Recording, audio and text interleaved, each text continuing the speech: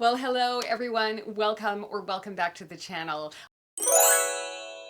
So today when you see this video will mark the end of my very first year as a booktuber, which I am super psyched about because I really didn't think that I was going to make it this far. The first thing I want to say is a huge thank you to all of you who have come back time and again to make these videos possible, to make this channel successful, to come along with me on my reading journey, and I just appreciate you guys all so much for being here. So let's just jump right into these book tag questions and reflect upon the past year of bookish content. Now, being new to Booktube, I don't actually know where this Booktube tag originated, but thank you to the creator of it. I don't know how long it's been circulating around, so I just want to put it out there, but I will leave the questions down below in the description if you guys want to go check them out, and let's just get started. The first question that we have is, what anniversary are you celebrating? And for me, it is the end of my very first year as a booktuber. Now, some of you may be aware I have been a YouTuber for about this will be the end of potentially the 4th year right now. I used to do small business content. Now I'm focusing solely on books.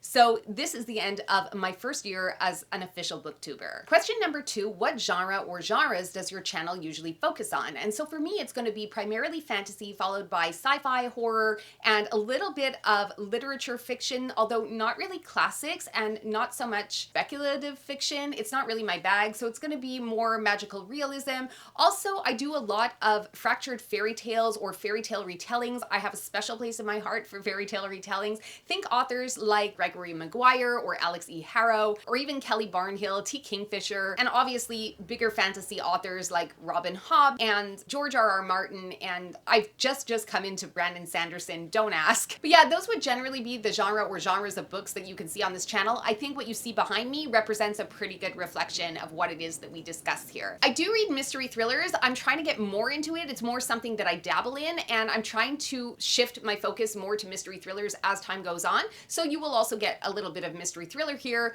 but it's not my primary genre. Question number 3 is, what are you the most proud of about your channel this year? And for me, it's going to be the community growth. It's also going to be, strangely enough, the quality of my thumbnails. Like, I think that I've been working really hard to get my thumbnails up to par where they're clickable for the YouTube masses, and I think that I've come a long way. I actually downloaded a crash course on Udemy for YouTube that would let me know how to sort of optimize my channel a little bit more. And the one thing that I really have been working on are my thumbnails. I'm trying to get them to be more attractive, and I think in general they are. Maybe you guys can let me know in the comments below how you think my thumbnails are going, but I think I'm doing okay. Question number 4, do you receive ARCs to review? So yes and no. I have been sent one printed book by a publisher, and that was from Random House Canada, and that was The War of the Roses. So that was thus far the only publisher book mail that I have received. I do occasionally take ALCs from NetGalley. ALCs, for those of you who don't know, are advanced listener copies. Usually people will read ARCs if they like ebooks, or maybe if the ARC, the advanced reader copy, is sent to them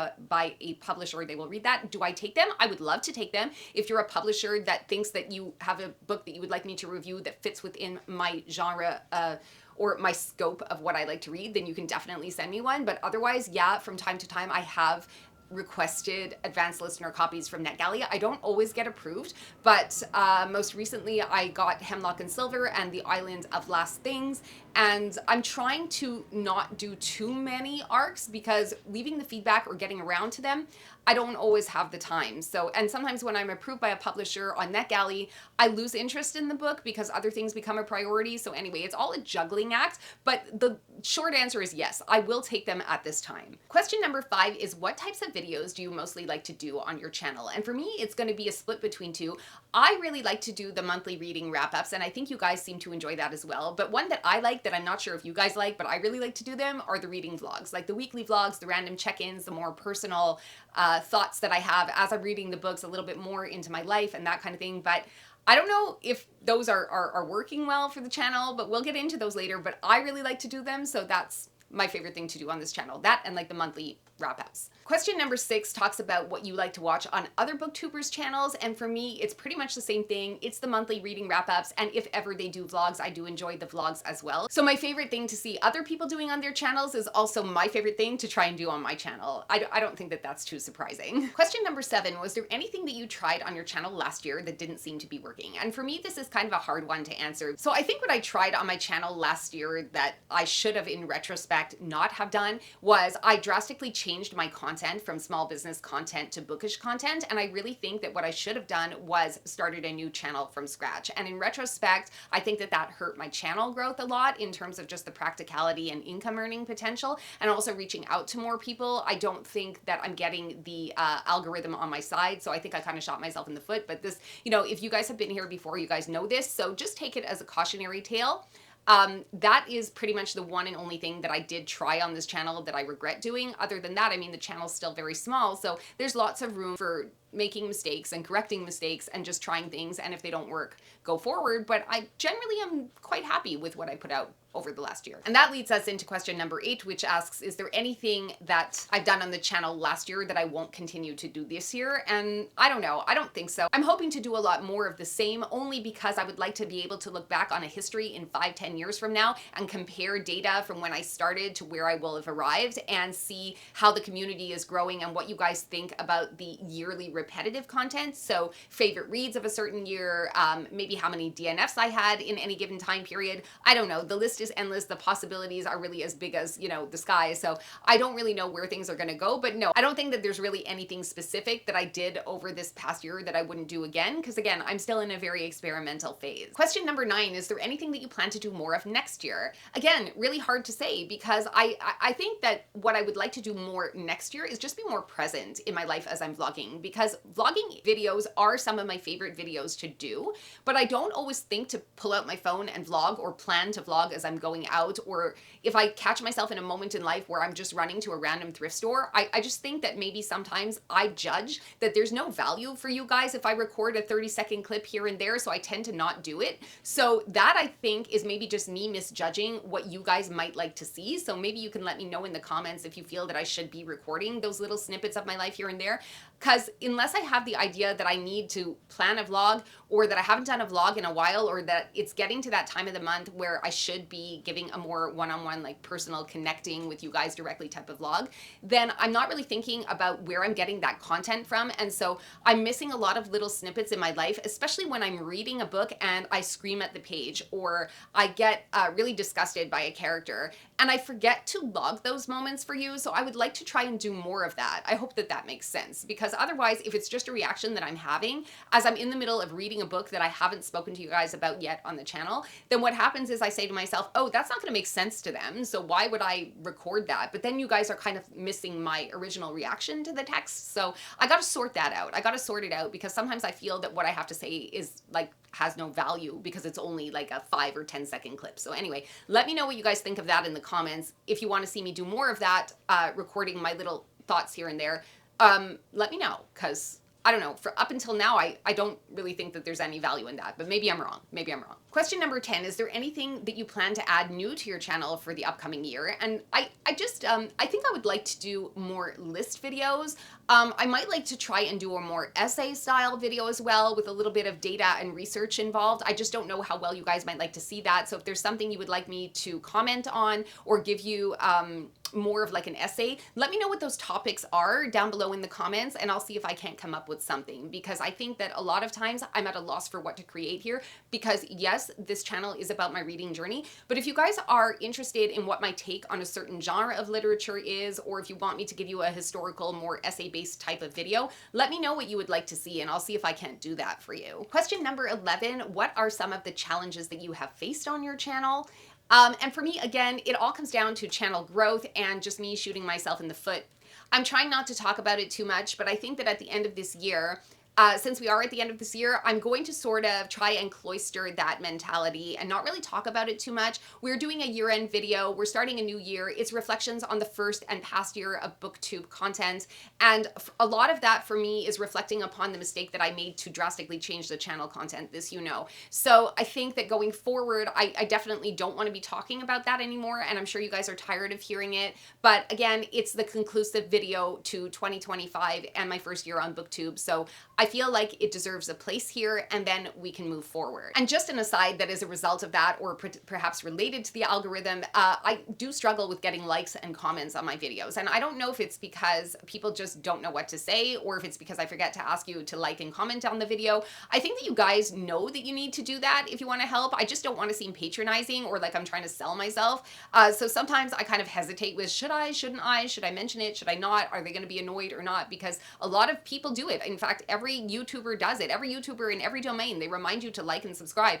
And I guess maybe it's like building a habit. Maybe you need to hear it 9 or 10 times before you guys are actually going to do it. So I just don't want to sound patronizing, you know, but if you guys do it, it really helps. So that I think is also another struggle. It's getting that interaction, getting the hits on the videos, getting those hits, which will signal to the algorithm that, hey, this video is worth watching. And anyway, so those are basically the things. Question number 12 is, what equipment do you use to film your videos? So essentially I'm using a Sony camera. I will leave a list of like the equipment down below in the description, or maybe links to where I purchased it on Amazon. I don't have an affiliate link. The last time I tried to do an affiliate link, nobody came, and Amazon didn't make any sales, so they closed down my account. Editing Zahava here. So at the time that I recorded this video, I actually did not have a working Amazon affiliates link. Now I do. So I have all that information for you down in the description below. If ever you want to follow up on what the books that I am reading are, even the DNFs, I'm actually going to link the DNFs in there as well, in case you might be interested in reading those books and arguing with me about them. I'm totally up for that. I also have my camera gear and some other interesting things. And just remember, if you guys want to click on those links, it really, really helps to support the channel. And it's not going to cost you guys anything extra. It'll be whatever it is that you see on your screen. So I think that the Canadian links, because I am linking to Canadian links, I think they also work in the USA. So if you click on those links, it'll just bring you to Amazon.com and not Amazon.ca. And I don't know if those links are going to work in the UK, but I think they probably might. So you guys can double check. Anyway, I would just really appreciate if you guys were interested in purchasing books, that you guys would click on those links. Anyway, so it's working now. It's working now. So back to the video. So I don't know, maybe I'll try and resubscribe to them so I can make my book suggestions and everything, because you know, if you click on those links, it doesn't cost you anything more, but it does help me. So I will see if I can reopen my affiliate link with Amazon. I know some of you are not supporting Amazon. That's your choice, but it is a way to help this channel. Anyway, I am using a Sony camera. I've got a cheap tripod, cost me like 35 bucks, maybe a little bit more. I have a ring light. I have 2 ring lights. I have a cell phone stand, and I have a Rode mic set, which is what I'm using now, that my brother-in-law gave me when I was in Australia, because he's actually a professional videographer. And if you're in Australia and you're watching this and you would like to contact him, I will leave his contact information in the description below, because he is an excellent, excellent videographer. He goes all over the country. So definitely check him out. And yeah, that's pretty much it for the equipment. Sometimes I get dressed. Sometimes I'm in pajamas, but that's more costuming. It's not really equipment. Question number 13 is, what is the best advice that you could give to another booktuber? And I would say try everything. I would say try everything, no matter what the size of your channel, because you never know which video is going to hit with your audience, which video is going to help your channel to grow and expand. You don't know what your niche is necessarily. If you're just trying out, you don't know what videos you're comfortable making, what videos you're less comfortable making. I did a lot of unboxings my first year on Booktube. I might try and do less of that, because then it just looks like I'm overspending. And I have so many books behind me that I haven't read yet, so I really do need to get to those. But I think that being on Booktube is really great, especially if you were like me, you don't have anybody else reading in your entourage and you really want to connect to people.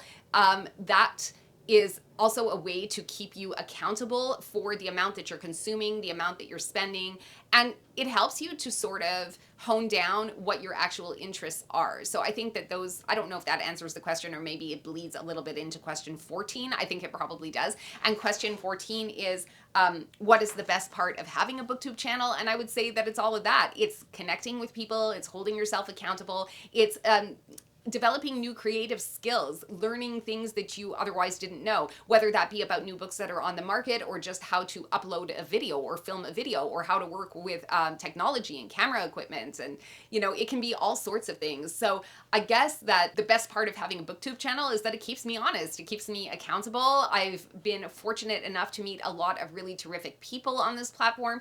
And I just love so much. I forgot to mention this before, and I didn't write it in my notes because I do have notes. But I also really love the long form content of Booktube. I don't do really well with succinct content. I don't really love TikTok as a platform. It never caught on for me. I do use Instagram. So if you guys are not following me on Instagram, now would be a really good time to go and hit that follow button on Instagram, because then you'll get some real-time updates, what I'm actually reading, what I'm actually thinking. There are bizarrely a lot of photos of Clementine, because she likes to sort of thwart my reading on the regular. And if you followed me on Instagram, or if you've been following me for a while, you'll understand what that means. Or you could just go check out the history of the posts, because basically when I'm reading, she really doesn't like that, and she tends to sit on my books, and it's really cute, but it's also really annoying. So that is going to bring us to the end of today's video. It has been a year on Booktube. You guys are amazing. Thank you so much for showing up when I post my videos and watching my videos and commenting on my videos and hitting that like and subscribing to the channel and all of that goodness. I really hope that the next year going forward will bring more happiness, more connection, more growth, and all of that fun stuff. And I hope to see you again in the next video when we will talk about more bookish stuff. Thank you so much for being here. I love you all so much, and I will see you again in the next one. Ciao for now.